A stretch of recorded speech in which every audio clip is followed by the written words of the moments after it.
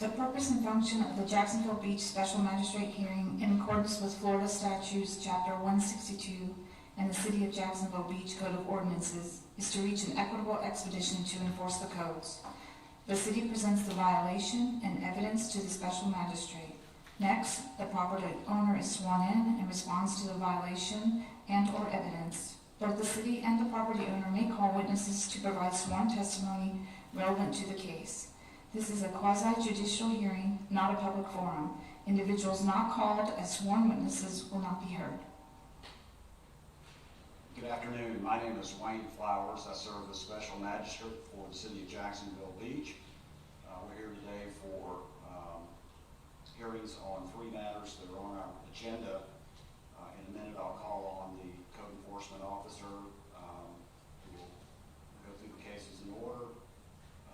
I'll hear from her regarding the nature of the violation, and then for anyone who's here on a particular violation, you will be given an opportunity to come forward and give testimony under oath and provide any evidence that you have with regard to that matter. So with that, Ms. Beavers, if you would, the first case 21-313. Yes. Okay. If I could have you raise your right hand. Do you swear or affirm that the testimony you are about to give in this matter is the truth, the whole truth, and nothing but the truth, so help you God? Yes. And state your name and position for the record. Nikki Beavers, Jacksonville Beach City Code Enforcement Officer. Okay. So the first case that we Hold on, okay. Ms. Beavers. Yes, ma'am. If it please the court, I don't mean to be disruptive or rude, but Mr. Boyles is in the hospital with COVID right now. We're going. Can we postpone her evidence? Well, let me hear from her first, and I'll let you get up and go ahead, Ms. Beavers. the first case is Jesse Michael Boyles at 104 North 10th Avenue. This is case number 21313. The violation was section 34301A. Building permit was required for the pavers that were installed at Mr. Boyles' property. This is a continuance from our May hearing. As you can see, these were the initial pictures that were taken when the violation was initiated in May. The violations were re-inspected again this morning, and as you can see, there's no change. I have Miss Carrie Sanders, who contacted me and stated that she is the sister of Mr. Boyles, and we can call her up so she can speak. Okay. You want to come up? There's an echo. Okay. I'm going to ask you, the clerk is going to swear to you. So if I can have you raise your right hand. Do you swear or affirm that the testimony you're about to give in this matter is the truth, the whole truth, and nothing but the truth, so help you God? And if I could have you state your name and address for the record, and you'll have to speak up a little bit into that mic, please. Carrie Saunders, 102 10th Avenue North. Is that with a K, K-E-R-R-Y, or C-A-R-R-I-E? C-A-R-R-I-E. C-A-R-R-I-E. Yes, sir. And what was your last name again? Saunders, S-A-U-N-D-E-R-S. Go ahead, Ms. Saunders. Your Honor, I have no knowledge of this particular incident, but I do know that my brother's indisposed today in the hospital with COVID. I don't have a release date or a timeline.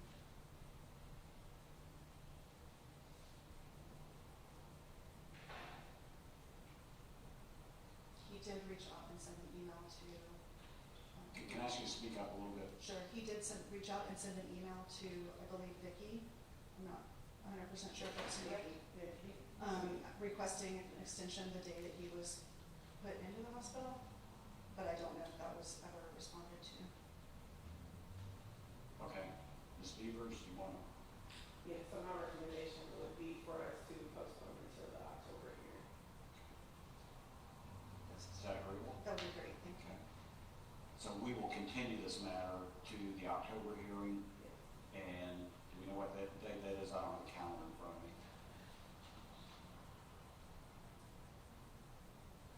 I'd show October 27th. Okay. Thank you. So next, 21-312. Yes.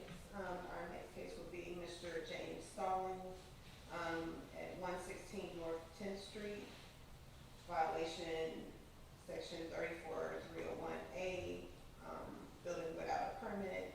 Mr. Stallings had also installed pavers, as you can see, at his address, that exceeded the lot coverage. This is also a continuance from our May hearing.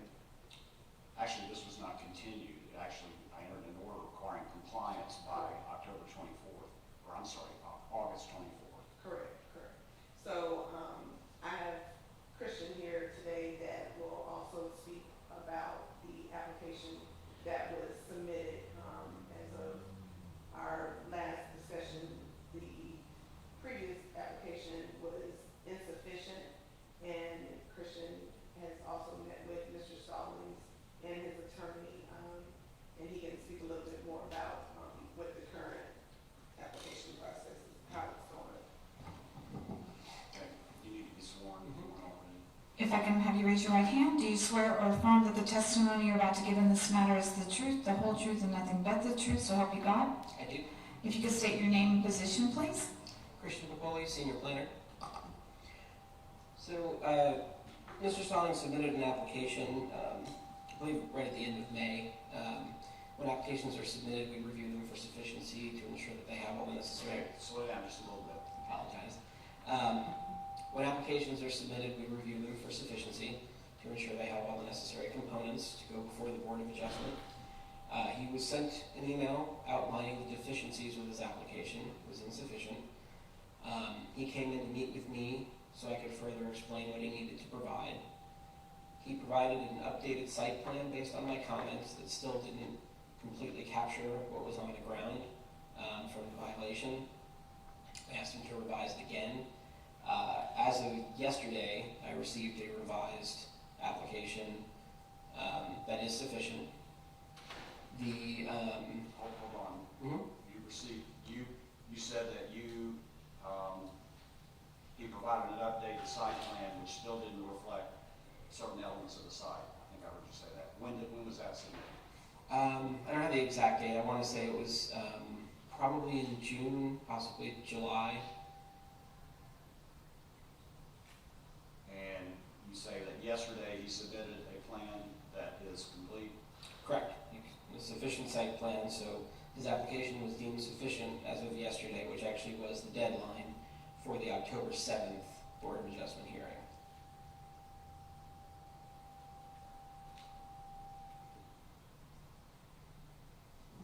So that would be the soonest he could be heard for his variance. Again, obviously, there's no guarantee of approval with the Board of Adjustment hearing. Okay. And Ms. Beavers, what are you recommending in this instance? So my recommendation would be to also, include Mr. Stallings on the October, I think she did 28th? 27th hearing. He will go before the, adjustment board? Yeah, the Board of Adjustments on October 7th. So, we should know then if it was approved or not. And so, Mr. Stallings will get a notice of hearing for that October 27th hearing. Okay, Mr. Stallings, you want to come up, or your attorney?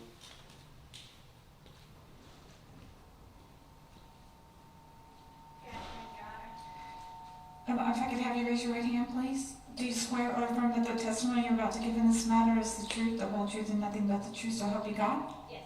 And if I could have you state your name and address for the record, please. Yes. Mel Nick. I'm with South Planning and Community at 1548 Lancaster Terrace. Can I ask you to spell your name, please? Yes. LYUDMYLA.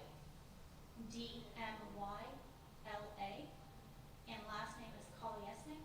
KOLYESNIK. Okay. You heard Ms. Beavers. Yes, sir. Is that agreeable to you and your client to essentially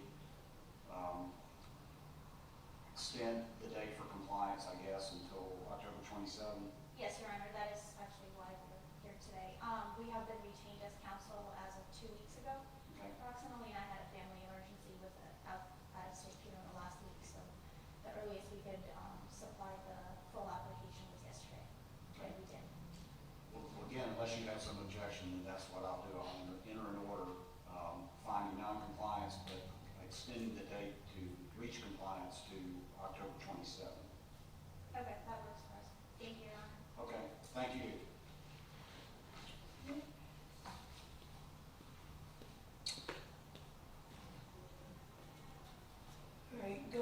to our next case is Mr. William Kilgannon at 202 25th Avenue South. This is case number 21397. This was in reference to parking of a heavy vehicle. I don't think he's present today. Mr. Kilgannon was parking this Airstream on his property, and he was using it as a Airbnb rental. He was cited for the parking and also for the connections that he had that showed that someone was actually staying there. As you can see in these photos, he has the outdoor shower, and then he's also tapped into the city sewer with a septic tank. He has been asked to remove it, and he feels like he shouldn't have to remove it. Our planning and zoning director is okay with the outdoor shower, but the actual sewer part, Public Works needs to let us know. We've reached out to them, sent emails, we haven't gotten any response as far as them coming and inspecting what he has installed. So what is the code provision on the violations that relates to tapping into the sewer?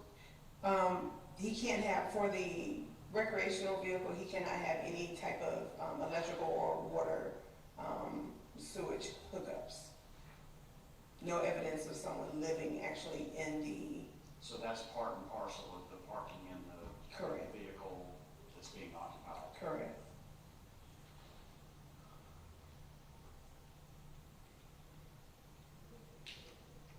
So how would he bring this into compliance? He would need to remove the connections to the recreational vehicle.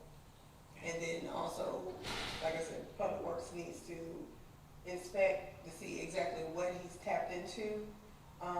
If it's going into the water line, the water and sewage line, and he has to remove that out the ground. Can he get a permit to connect? He can come and apply for a permit. Not sure if it will be approved, but that was the first step that should have taken place, was a permit being issued for that. Okay. And what about just the mere occupation of the trailer, even if it's not hooked up?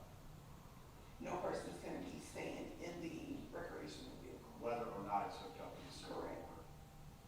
And Christian would like to speak on So that. just to clarify, there's actually two violations here. One is the connecting to the sewer line without A permit permit. or authorization, and the other is occupying the vehicle. And is that something you can get permitted, or does that require rezoning, or?